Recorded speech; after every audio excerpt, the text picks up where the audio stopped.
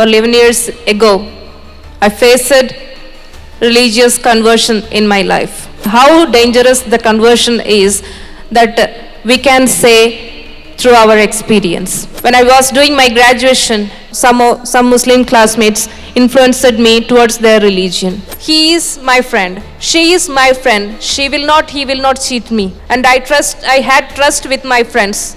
They used it very well. I slowly started doing namaz, taking rosa, everything. If I not believing or not following that religion, I'll get punishment. I'll be in hellfire. I went to accept Islam legally. The classes which I got from that conversion center made me anti-national also. Today in our society, there are 6 types of brainwashing system existing. Very firstly, which is very internal, that is certain superstitious beliefs, influence of certain superstitious beliefs, ideological pollution, and then same way spiritual indigestion and conservatism, conservative thoughts and all. Second influence is influence by Christian fundamentalism, religious influence. Third influence is Islamic fundamentalist influence, religious influence and recruitment to terrorism. And fourth one is Machiavellistic education system. Fifth one is pseudo-secularistic political concepts. And sixth one is some atheistic concepts like pseudo-feminist concepts, like lots of concepts are there. Among these 6 types of brainwashing strategies, we are the victims of third brainwashing system, that is influence of Islamic fundamentalists and recruitment to terrorism. I born and brought up in a Brahmin family in Kerala. I'm a postgraduate and I was teacher also. Still, 11 years back, or 11 years ago, I faced religious conversion in my life. People may think, what happens a man or a woman if believe or if convert to some other religion? We can consider it as simple as someone worshipping Ganapati till today and tomorrow he is going to worship Subramanya or Lord Shiva or Lord Vishnu, like that. Can't we consider in that simple way? People may think. But it is not so simple as we think. Because how dangerous this ideological or any type of, any strategical way the conversion is happening, how dangerous the conversion is, that we can say through our experience. I was not even thought about I never thought about any religion, or I was not even knowing that we can change the religion and all. At the same time, I was very ignorant about my own dharma, swadharma. I was knowing a little bit things which I can see through television serials and all. By watching all those serials and all, the doubts, the questions which I had since childhood was increased. Not from anywhere I got any answers for those things.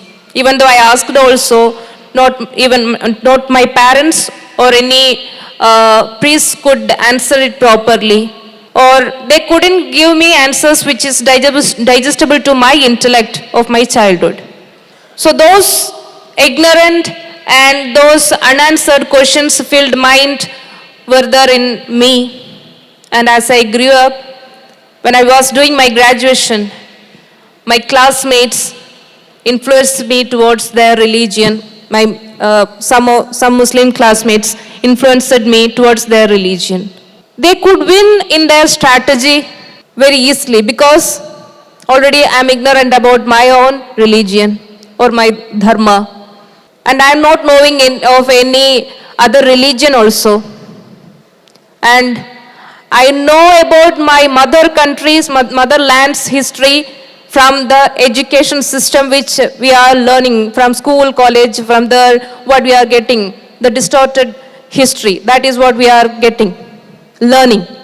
And as the youngsters, they will not be very eager to know the current affairs and all. They will be and fully engaged in Facebooks and all other social medias, but they will not be having any interest to know all those things and stuffs. So similar way, I was also in such mindset. This vacuum, very cleverly used by my classmates. You know how it started? At first, they started asking questions regarding my God concept, means my Ishvara Darshana, or our Ishvara and the Ishvara Pratikas, as they are asking doubts to me. Later, this questioning slowly changed to very cruel criticisms and mockery. By asking such questions, they were trying me make confused, and I was keeping mum because I was not knowing how to answer to those questions. From childhood itself, I am not getting the answers for saying questions, and how can I answer? For a change, if I ask anything to them, they will answer very properly about their religion. So they made me think the systematic things what they had, and whether Hinduism don't have such a systematic way of thinking or way of practice and all. Why we all have this much of gods? So what they are criticizing or what they are blaming about Hinduism, all is things right or wrong? I began to think. Slowly, they began to feed some ideologies regarding their religion to me. Those things, if someone listens, anyone listen to them, will think, yes, it is very right. They used to tell Islam has only a single God concept, and women in Islam have more protection, and so, lots of things to attract me. I had no option other than believing them, because each one of here sitting may have the belief that he is my friend, she is my friend, he will not cheat me. So all human beings having this trust with the people we are acquainted with. The same thing I had.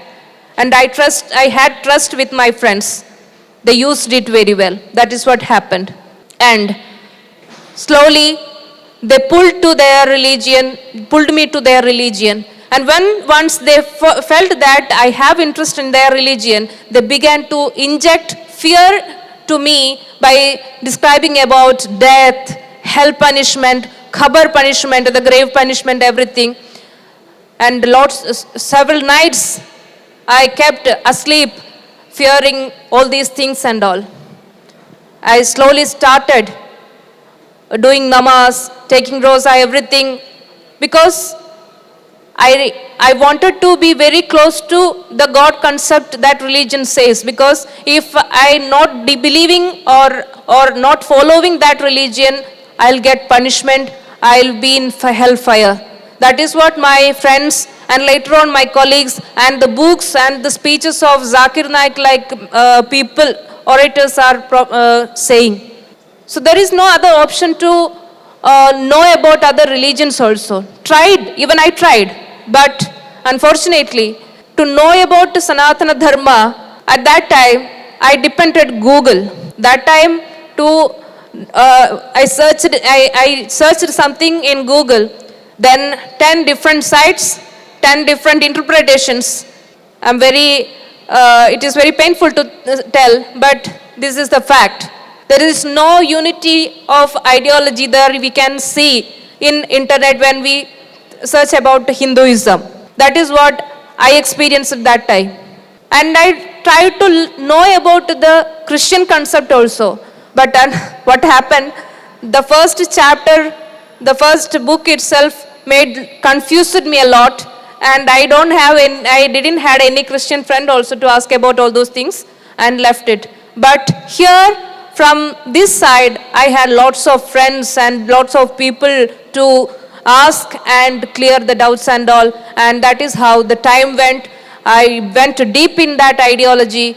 I began to believe my parents, my siblings, everyone as kafirs because they are not believing in my religion in which I am believing and following.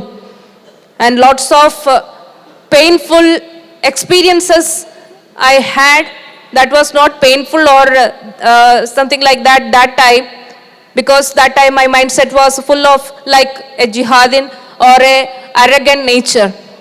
So fed up with my living with my parents and all because they are not following Islam and all. So once I went out from my home without my parents' knowledge, I lied them that I am going to relatives' home and all, and I went to conversion, legally convert. My friends and colleagues, everyone advised me, my students, even my Muslim students also advised me, if you do, how much you do the namaz or practice anything, if you are not legally convert or if you are not wearing that hijab and the burqa and all, your namaz and your prayers will not be valid. So you should accept Islam legally and you should live like a Muslim woman in front of the society. Hearing that, I got tensed and I went to accept Islam legally and joined in a conversion center in Kerala, very famous it is. I don't want to coin the name here. I don't want to give them publicity and all. So not that one, recently ED inquiry and all happened, not that institution, that much I'll tell you. In previous interviews and all, I mentioned that name. Okay, and I joined there and I underwent the procedures, their conversion procedures. Certifically, it was, my name didn't change or anything, I didn't get, but I changed my name there as Rahmat. And later, I attended the classes also there. The classes which I got from that conversion center made me anti-national also. Earlier, I was anti-Hindu. Yes, of course, I was anti-Hindu and I am not detailing about my experience. I have wrote my book, Story of a Reversion. Its original is Malayalam, Oru Paravartanathinte Katha, and its English version is Story of a Reversion, translated by my sister Vishali Shetty, and its Hindi and Marathi version is got released, and very soon, hopefully by January, the Tamil translation of this book will be released, and the coming December, Kannada version is going to be released. I detailedly explained my experience here. So from conversion center, I became anti-national also. By then, with the help of police and some Hindu organizations, my parents took me from there and took me to lots of people, to astrologer and to lots of police officers and advocates and many my relatives, psychiatrists, psychologists, so many people tried to bring me back to Sanatana Dharma. They advised me. Even my parents thought some black magic happened here, and so for that they took me to a native healer. From there they gave me something to drink and made me vomit, but nothing what they tried to rescue me brought me back to Sanatana Dharma. The questions I was asking frequently were not answered. They could save me from the conversion center, that much only. But the effort was taken by Asha Vidya Samajam and Acharya Shri K.R. Manojji, our Guruji. I strongly believe that it was Shri Parameshwara's blessing and great interference in my life that my parents could bring me to Acharyaji's, near to Acharyaji. And his knowledge, the depth of his knowledge and the authenticity of his words, everything broke the arrogance in me, and step by step he showed how much wrong the ideology is. One thing I would like to say here, the people who are in other religion or other beliefs and trying to make the entire world global Islamization and all, we are focusing on them and we are speaking about them. Unfortunately, some of my friends and my colleagues were among them. And they played some tactics on me and they got victory in that, just because as we all have a great minus and the plus they have is we didn't get an opportunity to learn about our dharma and our history properly, all those things. But from Asha Vidya Samajam, it was very first time that I was hearing the term Sanatana Dharma from our Guruji, Acharya Shri K.R. Manojji. It was a great boon that I could approach Guruji and I could get the spiritual guidance from him and I could come back to Matru Dharma. And when I realized it, the wrong I said, wrong I believed, wrong I did during these Islamic beliefs and all, I wish to do prayashchita, it's me, repentance for that. So I asked, what should I do? To Acharya ji. Then Gurudev ji told me, you have a lot to do to the society, because there are a lot many, as you misunderstood and as you went through, there are a lot many people are there. We have to, who went earlier, and a lot many are there who are in verge of conversion and all. And we have to bring back all of them and we have to take our Sanatana Dharma ideologies, practices all over the world. So you can do a lot to this society. So I understood Acharya ji have a deep mission in his life. As Bhagavan Sri Krishna and Sri Rama had in their life, they had to suppress some 1 or 2 or 3 enemies. But here in this current society, not 1 or 2 people, different ideologies are there to be suppressed. So his mission is great one, and I have something to do with that. I have in that. So that moment onwards, I became disciple to Acharya Shri K.R. Manojji, and I am part of Asha Vidya Samajam since 11 years.